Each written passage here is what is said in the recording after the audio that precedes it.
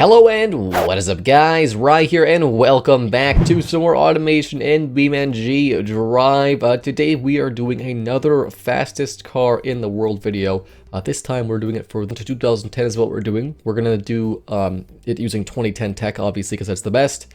Basically this vehicle will be a competitor to the land speed record production car in this time period, which was the Bugatti Veyron 16.4 Super Sport, which could do about 68 miles an hour if I'm not mistaken, so a pretty fast top speed. And for all you people who aren't American, that's around 430 or so kilometers an hour, if I'm correct. Yeah, 431 kilometers an hour is the approximate top speed this car achieved. So we're gonna bust that record wide open today. The goal here is 300 miles an hour in automation at least. I'm not sure if we can actually do it in BeamNG.Drive because yeah, once you start getting to in over 200 miles an hour in BeamNG, it gets really sketchy and near impossible to drive, regardless of the area you use.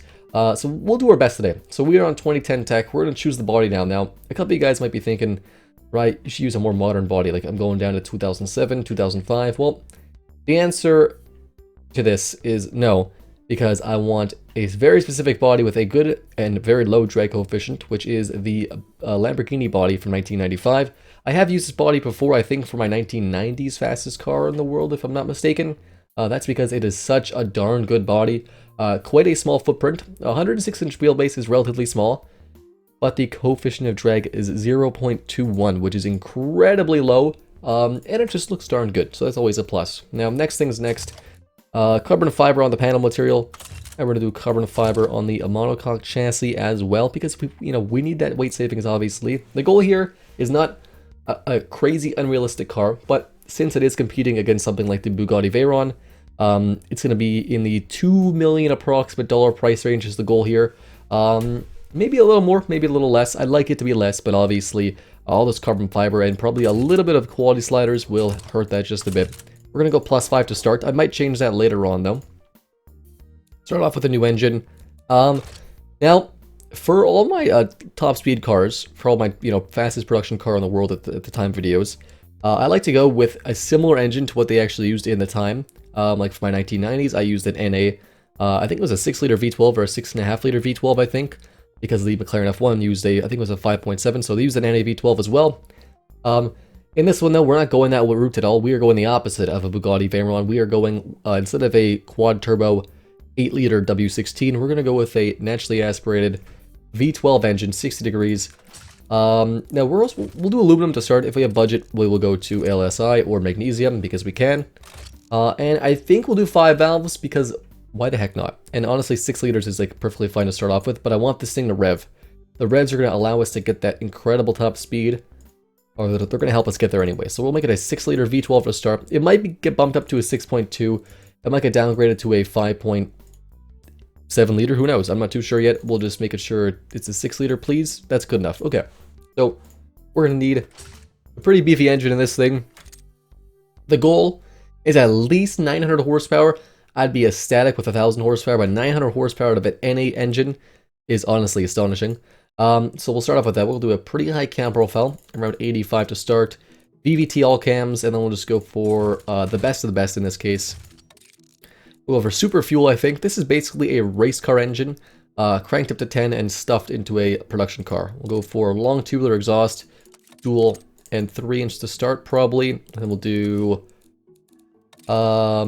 just one straight through muffler, a high flow 3-way cat, and no secondary muffler on that. So right now, it's looking pretty good. We can rev up quite a bit higher, so even if we just rev up to 8,000, we're at 620 horsepower, which is pretty incredible, and we're only using 84 octane.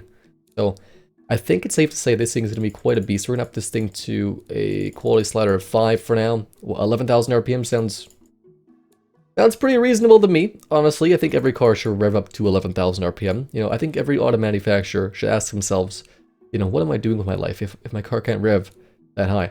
And we will just do an even higher cam profile, and we'll need quality a bit higher for the top end of the engine here, because yeah, it's not going to want to rev. It's going to die at those high RPMs, but we fixed it. It's fine.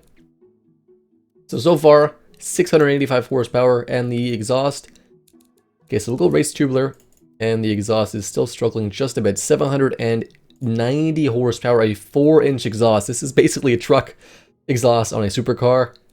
We're still only using 83 out of our 98 octane, so we can actually increase the fuel mixture a bit higher because fuel economy does not matter at all. And we can do 12 and still not have a terrible engine. So 875, and we still have literally 16 octane left. And we'll just shove that into compression probably. Oh wow, that's perfect. Okay, 934 horsepower or so right now. And we're at almost 600 pound-feet of torque. And the emissions are quite low. Throttle response is maximum 100 out of 100. It's looking like a pretty good engine so far, I'm not gonna lie. It's not perfect, obviously. Bypass valves, ooh, it's an extra 1 horsepower. I kind of like that, to be honest. What if we lower the cam profile down a tiny bit? No? Okay, it's not liking that. That's okay. We could probably do another 5 quality, but I don't want to spam anything too much. We'll go +5 on a few other things, though, because that doesn't cost a crazy amount more. But just a bit more. We've got a few more octanes to play with. If we can hit the 1,000 horsepower mark without being ridiculously expensive, I'll be very happy. But that's good to start. So we've got the Lamborghini body here, and it's going to be a rear-wheel drive 6-speed DCT with an electric limited slip differential, and we'll go for thick AF tires, front and rear, a little bit wider though on the body, because this is going to be a wide boy of a car here. Wider the car equals better the car, obviously. Magnesium wheels, and then carbon ceramics, because this is a crazy expensive car. It's got to have some advanced technology. And 2010, I think, is probably a pretty early year for carbon ceramics. We'll go for fully clad because it's going to give us a better top speed. And we'll go for a sport interior or basic CD player. Basic or standard? We'll go basic. You know what? This supercar is not known for its luxurious interior, but it's known for its rather Spartan interior. Hydraulic power steering, very basic.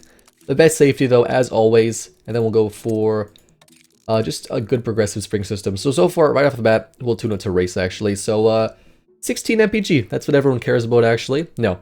So 2,900 pounds. That's acceptable, I think, so far.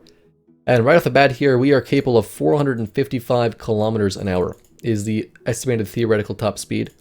And we could probably hit that. I think it's doable. So 0 to 60 in 2.8 seconds, which is also quite incredible. We'll need a higher aero. So right now the budget's only $500,000. So we are not at Bugatti territory just yet. But we'll yoink that up to plus 15. Now we're at $500,000. Aero costs very little to up to 15. So that's why we're going to up that to 15. And then our top speed is going to go from 460 to 490 right off the bat there. We can achieve 490. Okay, that's pretty good still. We are almost at the magical 300 mile an hour. I think we're almost at 300 miles an hour. I'm not sure exactly what the conversion is. The brakes, the rear brakes are not liking this at all. We'll go for a bit bigger. Yeah, they're only 6 inches. I don't know why they're. That's a bit better. The front brakes are a bit overkill. We'll go down to 3 pistons, I think, and we'll go down to 3 pistons front and rear, and we'll change the bias a bit more focused in the middle. So things are looking up. If they go down for us, what's that going to do?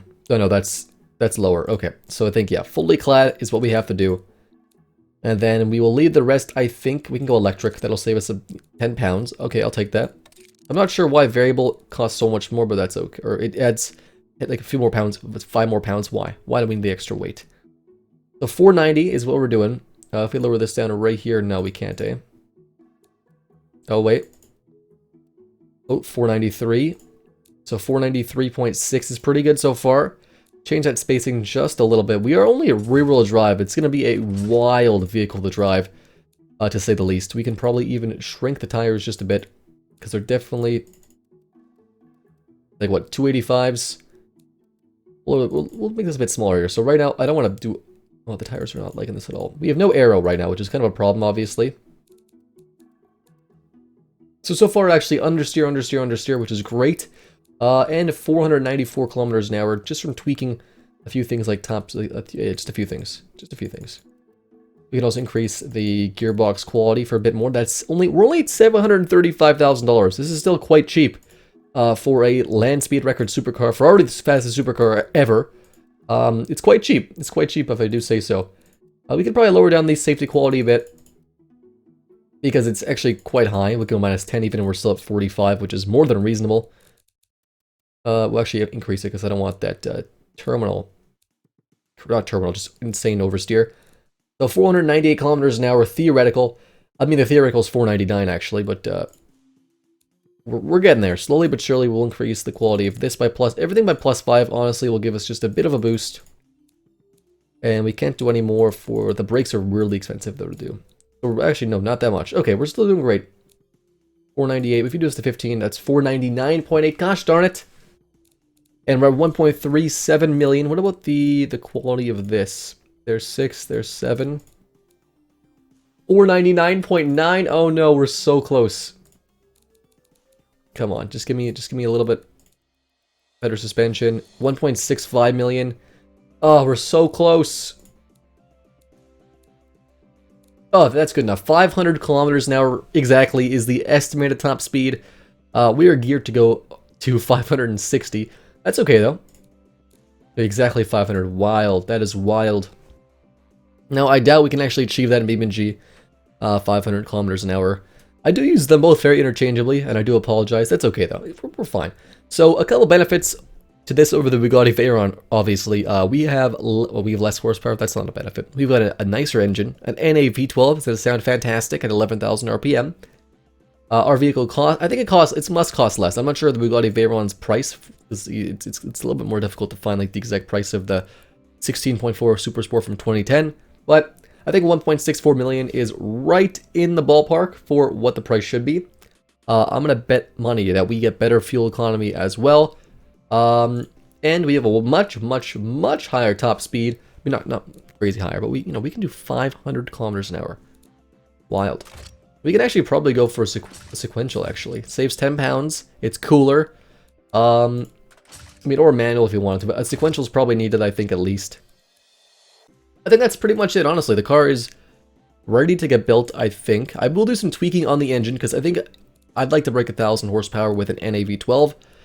My test build I actually did not even break, I didn't break 950. That was a 2020 tech. I didn't really try very hard, but 2010 tech is pretty good, I feel like. We can lose 1 horsepower there. No, that's not going to do it. Ultimate fuel is probably just too wild to make use of, I think. Look at that, we still have like a pretty reasonable muffler setup for a supercar, I think, for a crazy supercar, hypercar, I guess, at this point. What we're going to do, I think, we'll go for 20, oh, let's do a little bit bigger. So I will change the tire size, probably. Maybe, we'll see. We'll see. We'll see. I'm going to get the car to not oversteer because it's going to be crazy. I doubt we can hit the top speed in BeamNG, but look at those Gs. But now I'm going to design this beast. I want it to look, looking into the future. I think futuristic look is what I'm going to go for this. Futuristic 2010s, albeit. But futuristic 2010s is what I'll design this car for, hopefully. I probably won't take any inspiration from anything directly, but I'll just be looking at a lot of other supercars of the year or sports cars and just sort of make my design based off that. So please enjoy this quick time lapse of me building and designing the car, and I'll see you guys in just a second or so. Alright guys, so we are designing our retro-ish, modern, inspired supercar Lamborghini Diablo-esque body. First things first, I do work with what I got. This is a Lamborghini. It is a bit taller, like the front end, than the actual Lamborghini, because I made it taller because I wanted to go for a bit more of aggressive styling, I feel like, to be honest. Definitely is a very aggressive front end, a lot of air intakes, a lot of air suck going in, a power bulge on the hood too. Even though this is a mid-engine car, you still need that power bulge in front. I do add some sick aero wheels, and then some pretty nice black dome mirrors, and a very basic door handle that's pretty classic inspired. Working on the headlights a bit more, I changed to have individual turn signals built in there, and then sort of toying around with the rest of what I want to do with the headlights and the front end. It's a little bit basic, but I like it. This car is definitely turning into a bit more of a concept car look. With the taillights stolen directly out of Lamborghinis of the past. Just 2 big squares instead of circles like the Lamborghini has, with dual shotgun tips that are, not shotgun tips even, just dual exhaust tips that are sticking out, with a diffuser at the back. Then just working on what I want with the tuning and the suspension and the brakes and stuff. I want to make sure this car can achieve incredible speeds here. I do actually build all these cars in Discord. I'm going to start building all these cars in Discord live with you guys, so if you guys want to hang out and build a car with me, make sure to join the Discord linked in the description. I finally settled on the name. This is the Prefect Project 300 with a sort of like a bullet aiming reticle as the logo for the company, adding some side air intakes and then just a bit more tweaking on the back and front with the suspension and stuff. And finally completed in front of us is the 2010 retro classic-ish modern Lamborghini kind of sci-fi car, the Prefect Project 300.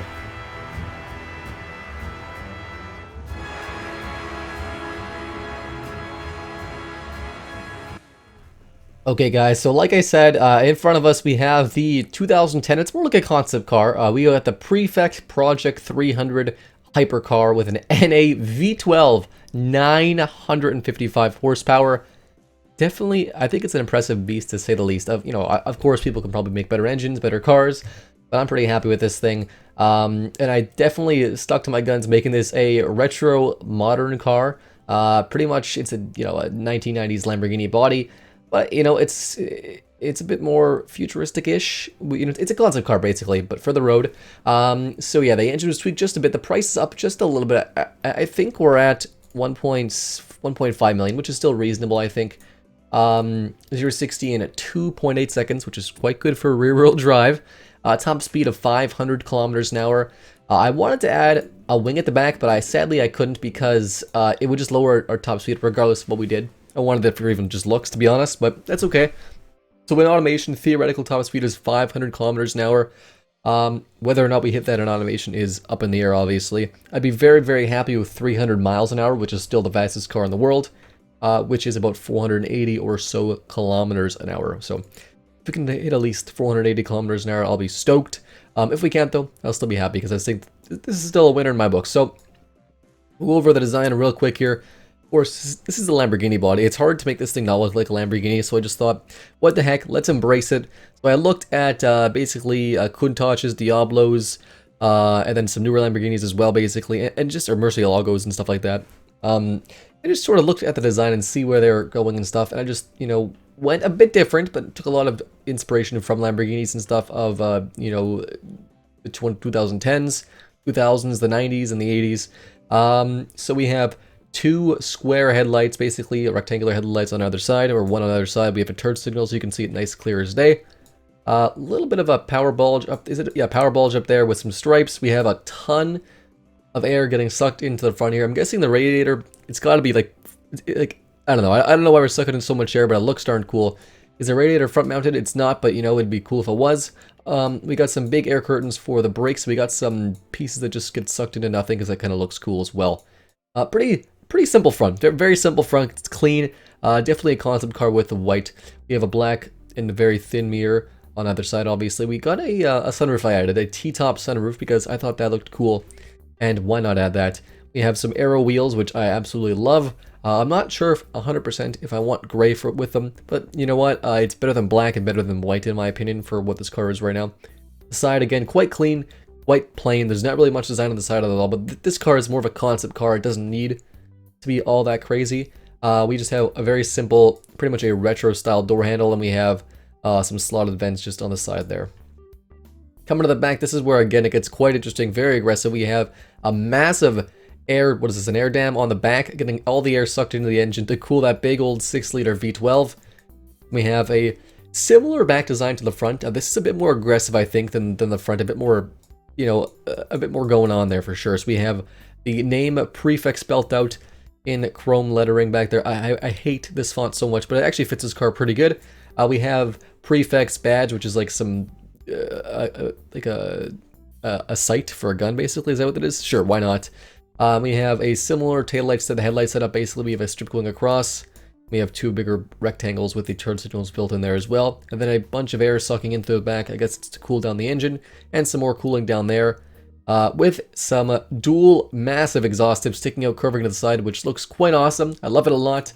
I wanted to have them sticking up similar to the Diablo, but sadly with these tips it's not really possible.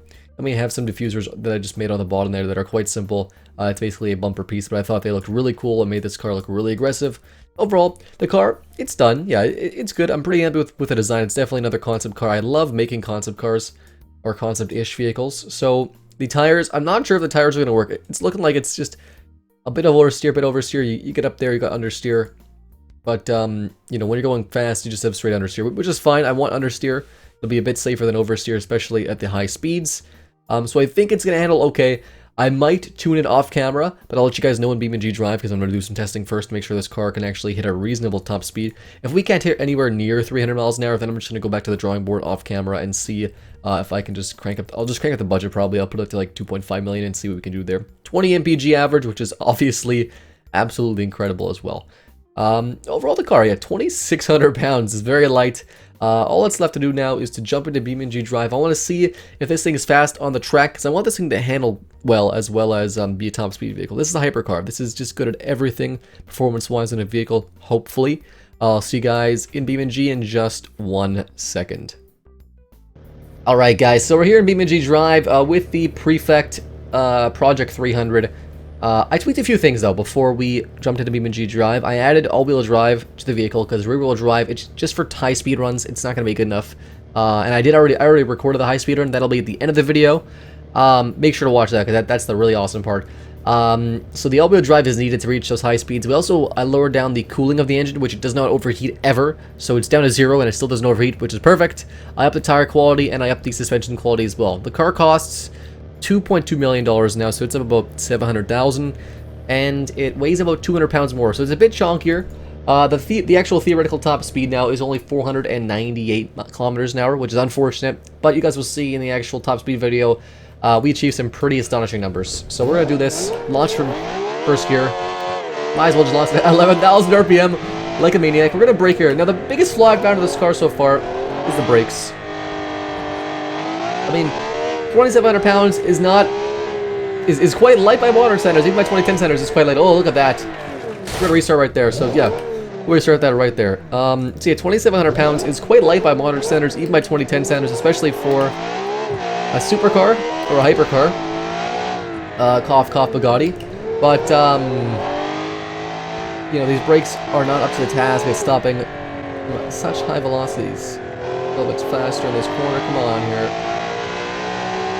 1.3 Gs around that corner, nice and easy. Like 140 kilometers an hour braking coming into this corner. So the all-wheel drive system is pretty front biased. I think it's 40 or 35 in the front, so it's pretty front biased. Obviously, this car is a top speed car, but it's supposed to be good on the track as well. But we'll see. It's doing pretty good. I'm not going to set a record time, probably, because I'm not going for record time. I'm just sort of having fun here, driving my car. But hey, if we can set a reasonable time, I'd be happy with that. We'll go with 300. We'll just slow down here because I'm not sure if we can take the corner that fast. Nice and gentle. Look at that. The power is just so linear. You're on the throttle and there's power there, you know? We're braking again nice and ear. Like, oh, the brakes. Oh, the brakes are cooking. Okay, the brakes are not track ready at all. That's fine. But then again, you know, how often do you stop that fast on a track? It's fine. The brakes need a bigger. I did make them a tiny bit smaller, actually, for the top speed run to save a tiny bit of weight, and it helped for the top speed run, I'll tell you that right now, but, definitely not good for tracks. Oh, wow. Gotta make sure to go a little gentle on this, corner up ahead and brake early, I think. Might have to use the e-brake as well. Brake a little bit less. Just coasting the corner a bit more. On throttle. Brake. Oh, wow, was that scary. I used the handbrake as well. And we just made it in. The brakes, even though they are hot, you could cook anything on these brakes, man. It's crazy. Cook a steak, whatever you want. I'm happy. Sub 2 minute. I was happy with that. That was what I was going for. We could definitely improve the time. Better brakes. And it needs aero, obviously, for being on track, I think. Lower top speed, but that's okay. We could probably brake 145. Which would be my best time, I think, with this car. Obviously, I don't go for crazy best track times. But now, we're going to jump into the grand finale of this vehicle, which is the top speed run, and see what kind of numbers this machine can do.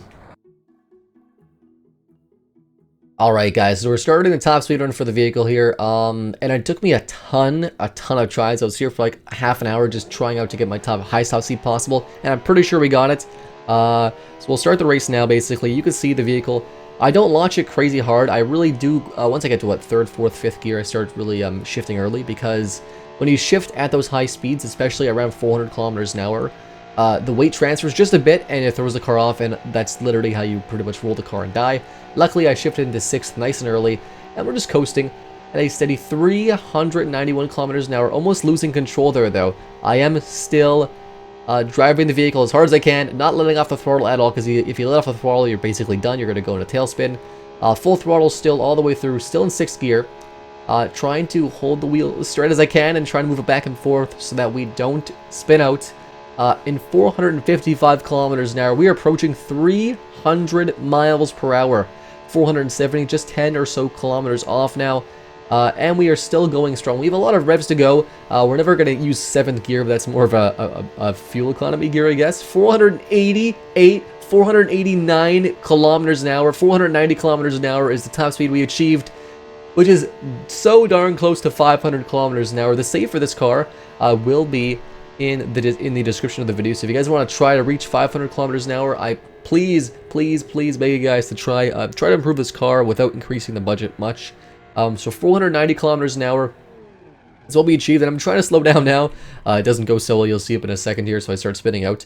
Oh wow, 490 kilometers an hour, and for all those Americans watching this video, that's 304.5 miles an hour. That is faster than any production car in history. The current record holder is the Koenigsegg Agera RS, which did 278 or so miles an hour, which is absolutely crazy. If some of you guys know the Bugatti Veyron, the 300 Supersport, or the Supersport 300 Plus, that one did over 304.8 miles an hour. But that is not a production car. That's a pre-production car. So the fastest production car is still the Koenigsegg Agera RS, which is absolutely mind-boggling. I couldn't even imagine going near that speed in real life. So yeah, that's the end of this video. I just want to, thank you guys for tuning in. Thank you guys for liking, subscribing, commenting. If you guys have ideas for more cars, leave in the comments down below. And like I said in the time-lapse earlier in the video, I am going to start doing a lot more of these builds live in my Discord, just streaming on Discord. So if you guys want to join the Discord, just watch me and help me actually build and design my cars live, join the Discord, linked in the description. Yeah, make sure to subscribe and like the video. So anyways, guys, thank you so much for watching. And as always, I'll see you next time.